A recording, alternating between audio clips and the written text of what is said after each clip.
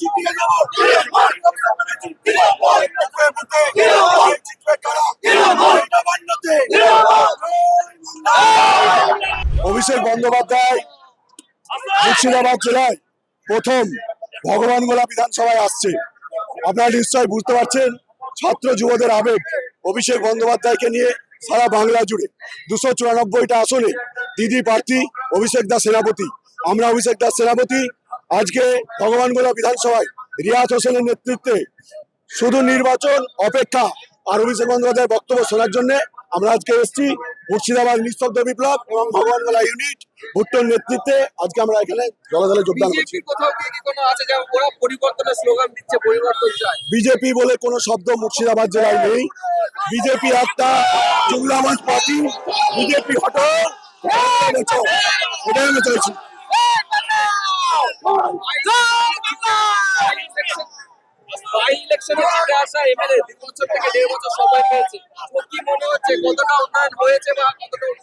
প্রথমত এখানে তিনি বিধায়ক ছিলেন ইদ্রিস সাহেব, তার আত্মার শান্তি কামনা করব। তার অকাল প্রয়াণে আজকে আমাদের রিয়াজ হোসেনকে দল প্রার্থী করেছিল। এই যতটুকু সময় পেয়েছে দল তাকে যেভাবে কাজে লাগিয়েছে এবং ভগবানগোলায় যে উন্নয়ন হয়েছে সেই উন্নয়নকে হাতিয়ার করেই রিয়াজ হোসেনের লড়াই আর ভগবানগোলায় ছাত্র যুবদের আবেগ। অতএব নির্বাচনে জয় সময়ের অপেক্ষা। কি বলবেন অভিষেক বন্দ্যোপাধ্যায় ভগবানগোলাতে 26-এর আগে? আমাদের গর্ব যে আজকে আমাদের বাংলার যুবরাজ সাধারণ সম্পাদক অভিষেক ব্যানার্জি আমাদের বাংলা আন্দোলন যে আসছে, বিশাল আমাদের গর্ব। আমাদের যে মমতা ব্যানার্জি স্বনামধন্য প্রার্থী রিয়াজ হোসেন সরকার আজকে বিপুল ভোটে জয়যুক্ত করতে চলেছেন। আপনারা তার সবাই সাক্ষী থাকবে। আজকে এই সভাকে আমরা জনজোয়ারে আজকে ভরিয়ে দেবো।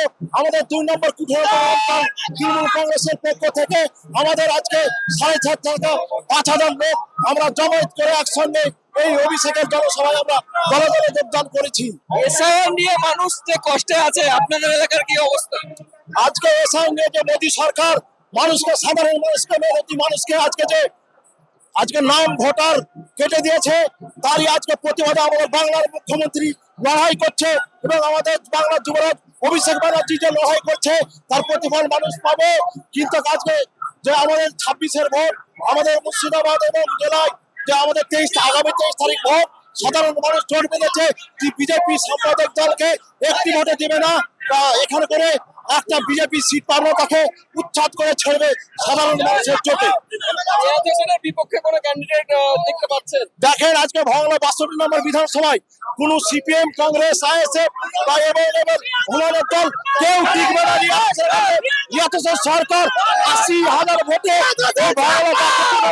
বিধানসভায় অভূতপূর্ব ছাড়া জননেতা ভগবানগোলার মাটিতে দ্বিতীয়বার জনবিস্ফোরণ ঘটবে ভগবানগোলায়। এই জনবিস্ফোরণে বিজেপি ধুয়ে মুছে পশ্চিমবঙ্গ থেকে সাফ হয়ে যাবে। কোন জায়গা নেই। বাংলায় নিরঙ্কুশ সংখ্যাগরিষ্ঠতা আমাদের ছিল, এবার সিট সংখ্যা আবারও বাড়বে। শুভেন্দু অধিকারী বলছে ভবানীপুরে 25,000 ভোটে মমতা বন্দ্যোপাধ্যায়। ও একটা অকাল কুষ্মাণ্ড, ঘরের খেয়ে পরে মানুষ হয়ে আজকে বিশ্বাসঘাতকতা করছে। এবার শুভেন্দুর রাজনৈতিক ক্যারিয়ার পুরো ধ্বংস হয়ে যাবে, স্ম্যাশ হয়ে যাবে। অভিষেক ব্যানার্জির পায়ে এসে ধরতে হবে যে আমাকে দলে নাও। এই ভগবানগোলা বিধানসভায় রিয়াজ হোসেনের বিপক্ষে কেউ দাঁড়াচ্ছে, তাদের পরিস্থিতি কি? আমরা ওদেরকে গুনছি না। ভগবানগোলা বিজেপি কিছু নেই, সিপিএম এরও কিছু নেই, কংগ্রেসেরও কিছু নেই। ভগবানগোলা তৃণমূল কংগ্রেসের স্বার্থ ঘাঁটি এবং প্রথম দিন মুর্শিদাবাদ জেলায় ভগবানগোলায় পথ দেখিয়েছিল তৃণমূল কংগ্রেসকে মমতা ব্যানার্জির হাত ধরে। আজকে সেটা ফুলে ফলে ভরে উঠেছে। ভগবানগোলা বিরোধী বলে আমরা কাউকে ভাবছি না।